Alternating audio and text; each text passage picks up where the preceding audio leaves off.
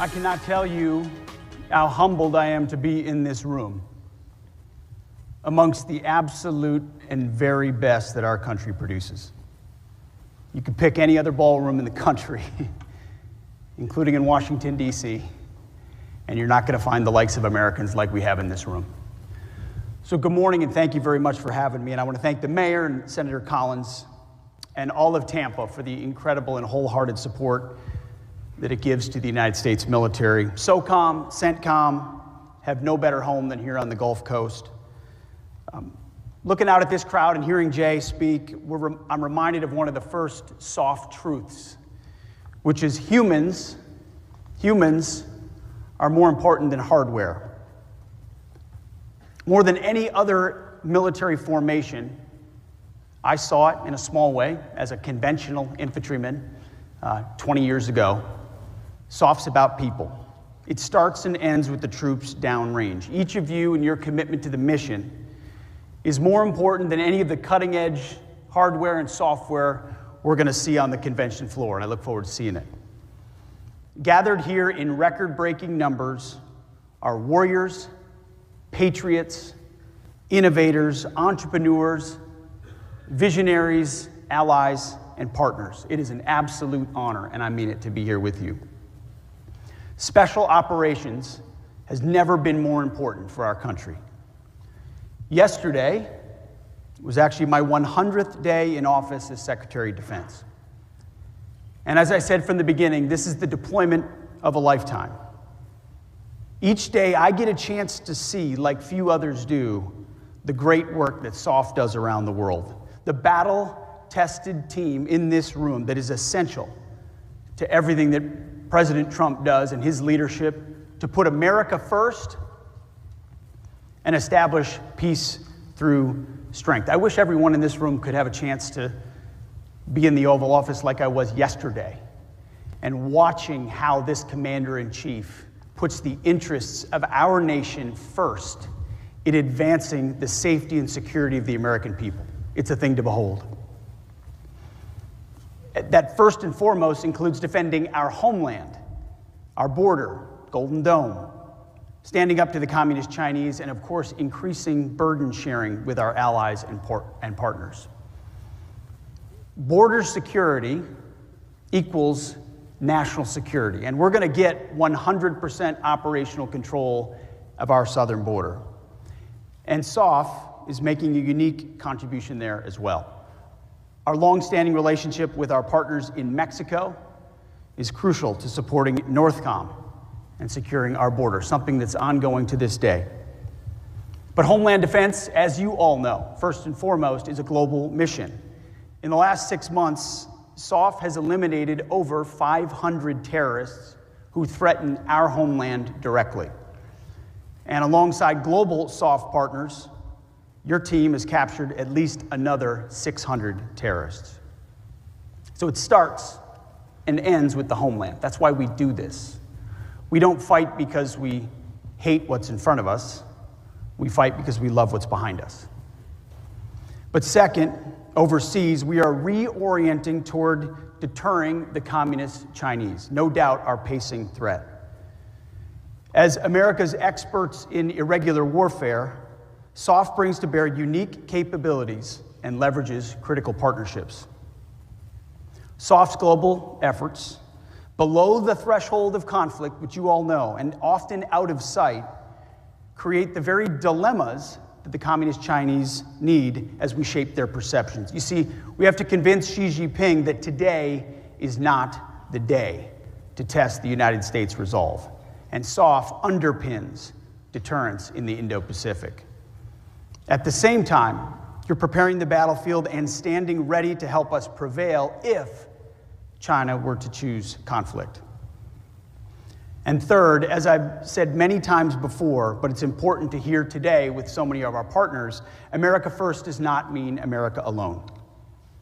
We shift our focus, as we do, to the Indo-Pacific. President Trump looks to our partners throughout the world to put their shoulder to the plow and take their share of the burden in their own defense, which is a message you've heard from me on the world stage multiple times, and we will continue to yell from the rooftops. We look to our friends to be force multipliers alongside the United States. It has to be a two-way street. We can't want your security more than you want your own security. How many times have we seen that? SOF is playing a key role in accomplishing this goal, shoulder to shoulder with our allies, many of which, as I mentioned, are with us this morning.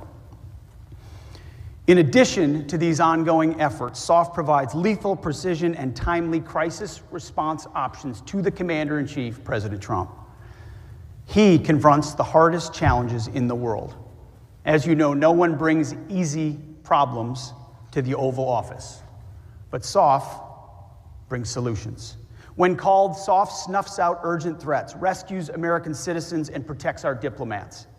In the last 3 years, these and other presidentially directed missions have increased by 200%. SOF has answered the call, and SOF has risen to the challenge every single time. They're doing this day in and day out around the world and around the clock, and I don't have to tell this group. Sometimes in open combat, but more often in the twilight challenges just short of war.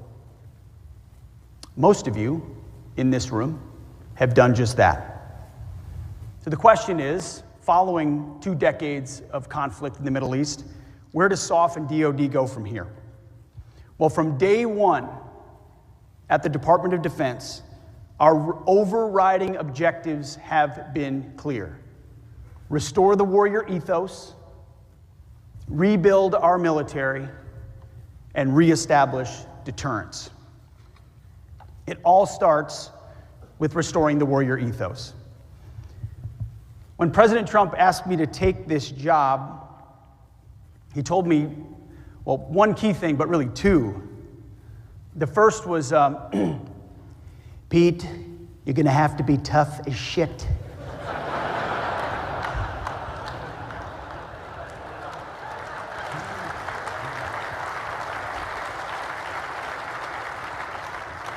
They're going to come after you. Boy, he was not kidding about that one. This job requires a steel spine, and that's fine. My job's easy compared to what you do. We're doing the work on behalf of the American people and the American warfighter. But then the president, after he said that, went on to say, I need you and I want you to restore the warrior ethos in our military, full stop. And that's been my first priority since day one, is restoring the warrior ethos. It's one of the most fundamental of those 3 objectives. Again, humans more important than hardware. Everything starts and ends with warriors from training to the battlefield. We are leaving wokeness and weakness behind. No more pronouns, no more climate change obsession, no more emergency vaccine mandates, no more dudes in dresses. We're done with that shit.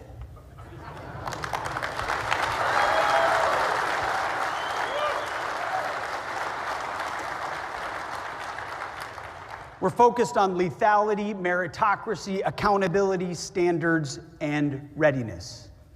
That's why since Election Day, since President Trump was elected, recruitment and retention numbers are up historically. Attracting military service is something Americans have long been attracted to, but more so when they see leadership they want to follow. They want to be in disciplined formations that value them not for immutable differences, not for the color of our skin or gender, but because of honor and integrity and grit and patriotism. They want a meritocracy where they can work hard, make themselves better, kick ass, and rise up.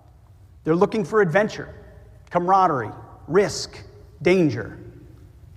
They want to push themselves and test themselves against others. They want to flourish in an environment that embraces hard work, discipline, and the warrior ethos.